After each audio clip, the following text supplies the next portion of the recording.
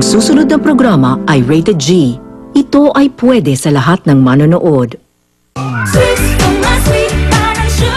Last week, sa Tweets for My Sweet, nag-play na ang pinakamamahal naming si Lolo Boy. Na magninegosyo ka.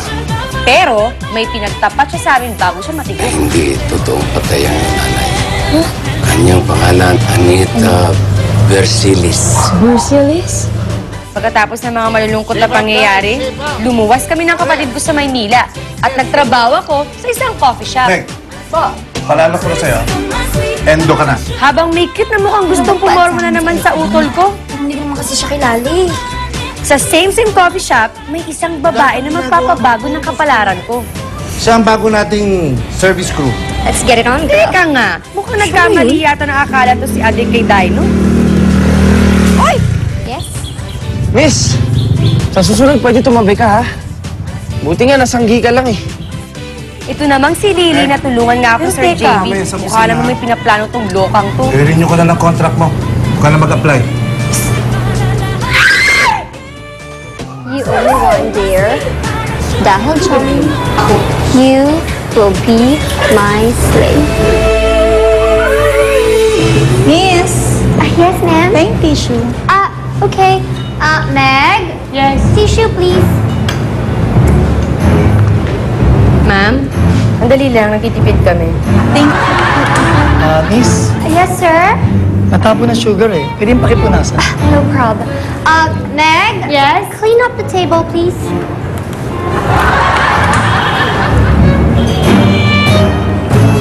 Excuse me, sir.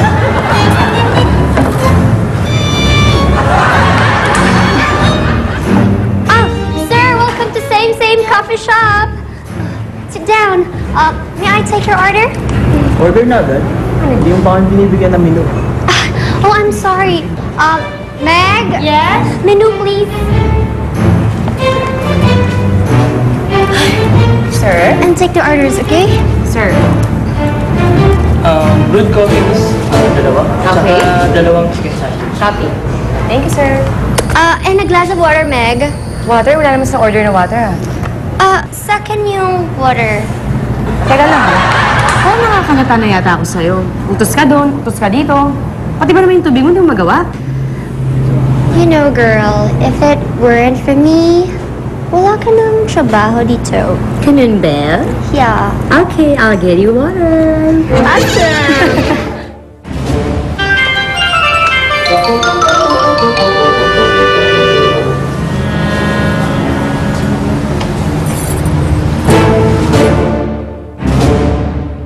And this is Sir JB. Ha! 2 chicken coffee, 2 fruit sandwich, coming up! Miss, anong tinitignan mo dyan? Wala man nun. Baka magalit pa sa akin si ate pag nalaman niyang pumunta ako dito. Wait a minute. Siguro you're a hold-upper, no? Siguro look out ka, no? Si Manong OA, tinitignan ko lang naman kung nandito yung kapatid ko eh. Nakakaloka. Dex! Ano yan?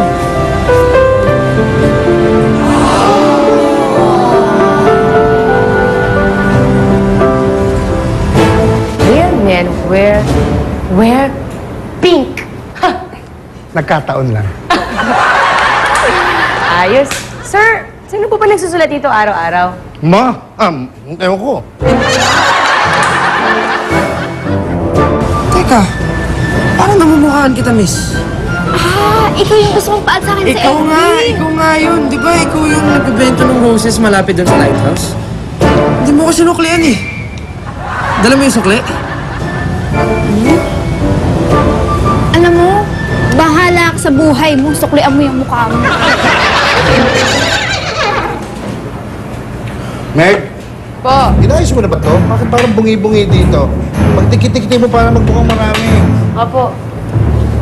Ito, Meg, dito hindi magandang tignan niya na para wala tayong tinda. Opo, sir. I-adjust ko na lang po. Sir JB? Ito pa. Sir JB? Dito na lang mo, dito yan. Sir JB! Oy, bakit? Can I make cash advance? Cash advance? Cash advance. Wow! Ang kapal ng mukha mo. Di pa nga nakiinit yung paa mo? Cash advance? Okay then. You're forcing me to call my lawyer. Teka! Teka lang! Eh kasi nag-react lang ako eh. Nag-react lang ako, tatawag ka na kagad ng abogado. Kano ba kailangan mo? Like 20,000 long. What? What? Ha? What? Ano? 20,000. Narinig mo? Nagagalit ako? Sige, tumawag ka na sa abogado mo. Okay lang. Sige na, go! Huh? Okay. I won't insist. Any amount will do. Just let me do cash advance or JB. Gigil ako sa'yo. Ayan. Bawas ko yan sa 15. Any amount with you. Ha? May feeling ako, parang gusto mo umepan. Parang gusto mo siyang tulungan. Eh, tulungan na natin. Kita mo naman, oh, parang matindi yung pangangailangan eh. Okay na. Sige, madali akong kausap. Hi, Meg. Hello, Tita Dom. Ay, nako! Wala kaming pera! Sige na, hanggang dito na lang. Kaya ko na. Sigurado ka, ha? Mm-mm. Ito naman, parang hindi tayo magkaibigan, eh. Ayos lang yun. Kahit bago akong lipat at bago lang ako dito sa Maynila, alam ko pasikot-sikot dyan. Kaya ko Sige, yan. mag-iingat ka. Sige. Mwah. Salamat. Bye-bye. Miss? Miss, ayos ka lang ba? Lily? Meg!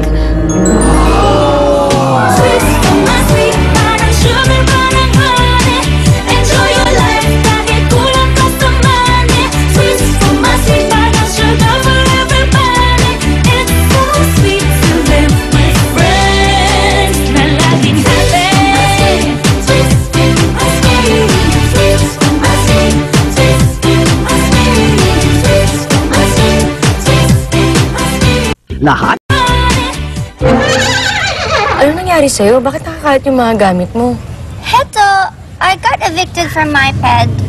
Kaya ka ba bumabalik kay Sir JB para may pambayad ka? Tapos hindi kanya napautang kaya napalayas ka? Eh, paano na ngayon yan? Saan ka tutuloy? Siguro ganito na lang. Kung wala ka muna matutuloy yan, doon ka muna tumuloy sa bahay. Siguro kahit pagsamantala hanggang wala ka nahanap na matitiran mo. Thanks, Meg. But I'm not comfortable living in a small house. And besides, I've got like a gazillion friends who can offer me a place to stay. So thank you, huh? Okay. Ano daw tao? Sino nga yung tinutulungan ko, umimintas pa.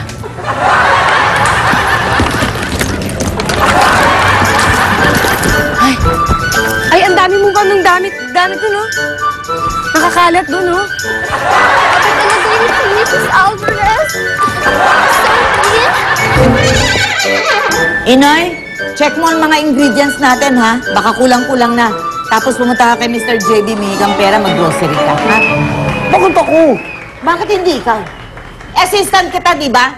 Alam nga naman si Mr. JB ang hinga natin ng pabor para sa mag-grocery. Tama? Sige.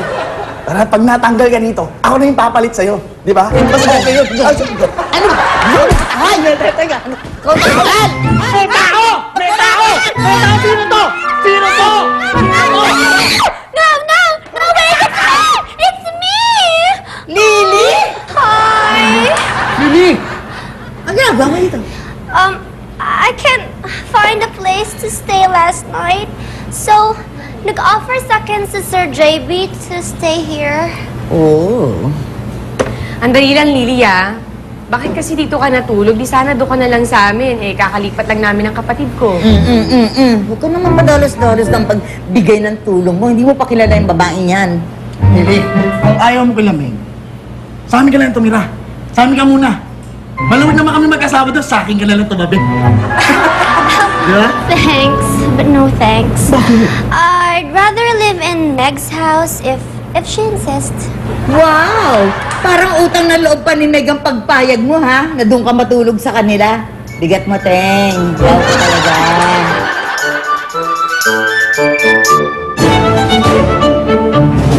Hello?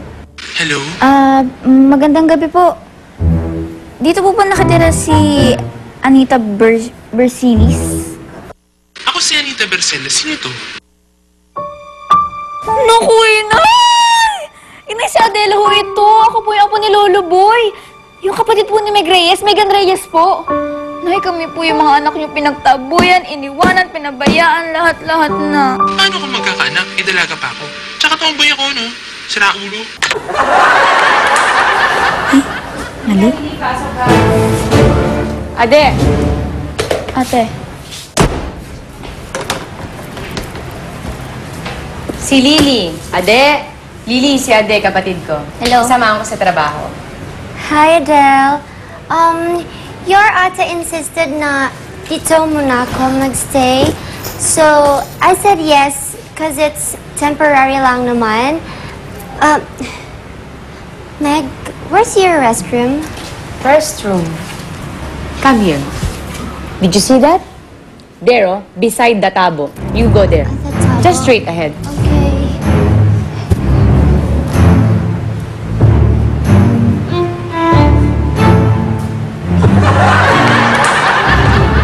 Okay. Ate, Oh. kung patry na lang natin dito yan, di gawin mong border para may extra income tayo. Ano ka ba? Pureta rin yan katulad natin. Eh, kaya nga ako nagmagandang loob na patirahin yan dito dahil pinalayas siya sa tinitiran niya. Yon? Kala ko mayaman. Mukha kasi. Sandali nga. Paano pagpasok ko kanina nakita ko may kausap ko? Sino kausap mo? Ano? Si Marcy. Ito daldalan niyo ni Marcy. Wala kasi siyang project eh. Para kitty mo kasi minsan. Alam niyo na. Oh, naka-CR ka ba? Meg? Oh. Sandali, nagbuhos ka ba? No. Meg, I've decided to pay you for the night that I'll spend here. Magbabayad ka? Yeah.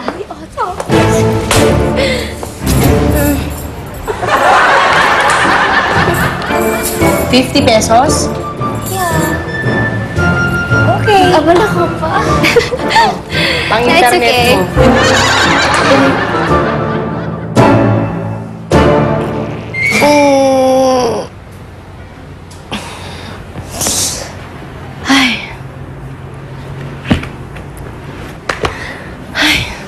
Ba talagang maganda natutulog naka-headband?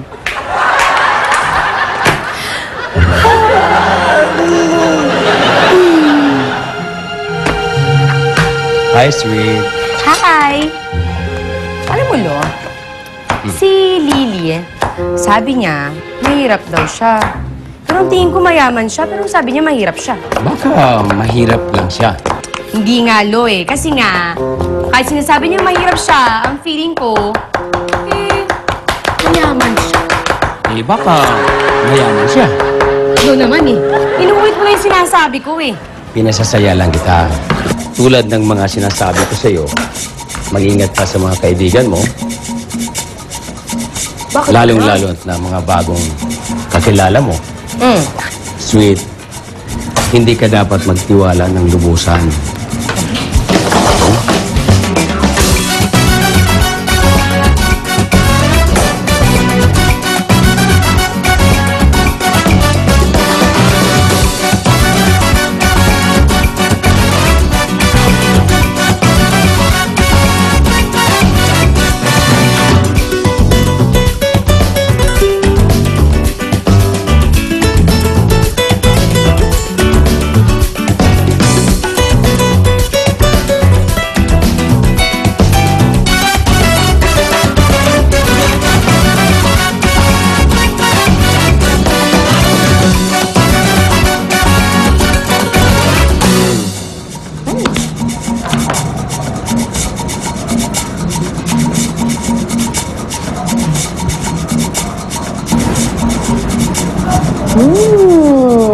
Bago talaga ng luto ko.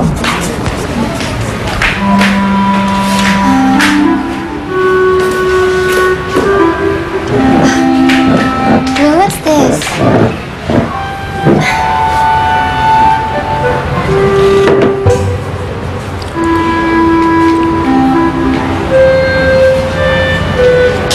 This is so good. Really?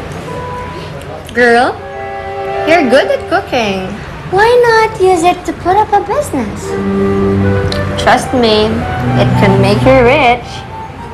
Siguro nga, pero alam mo, tingin ko sa'yo, mayaman ka eh. Panggap pa lang talagang mahirap ka. Oh, come on, Meg. Don't be silly. I won't be living in this place if I'm rich. Well, siguraduhin mo. Kasi ang ayoko sa lahat, yung sinungaling. Ade, gising na. Kain na.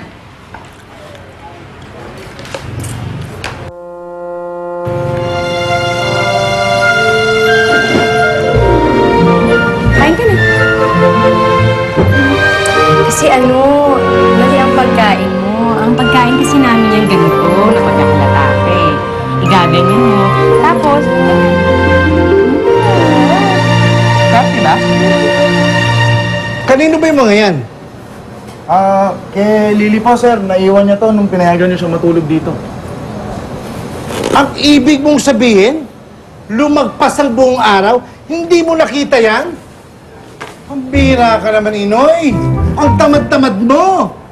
Sir naman hindi ko naman malaman naman kasi naman dito kung ano naman ang trabaho ko naman. Aba. Nagre-reklamo ka ba? Subukan mo kaya pumasok naman, oh. Dalas-dalasan mo pasok mo para malaman mo kung ano trabaho mo dito. Pasalamat ka nga eh, nandito ka pa eh. Ha? Sir naman. O bakit? Aba, ngayon ka naman nahampas na isang straight guy na katulad ko? Bibigyan mo naman siya, no? Loko to, ah. Ha?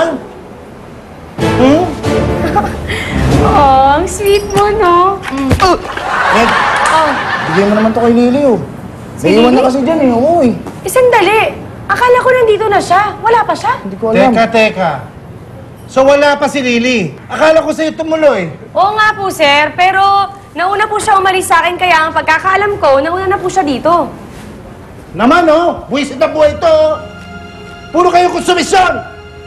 O sige, ano kaya? Magsara na lang ako ng business para kayo naman na magkaloko-loko. Sige! Ay, nako. Napakagwapo talaga. Itong si Dennis Dantes. Hindi, mas gwapo si Ding Dong Prilly, oh. Ha? Mana kasi? Ha? Mana sa akin? Matili kami sa chick. Mayroon nga. Sabili lang, ha? Papaligaya lang ako ng bebot.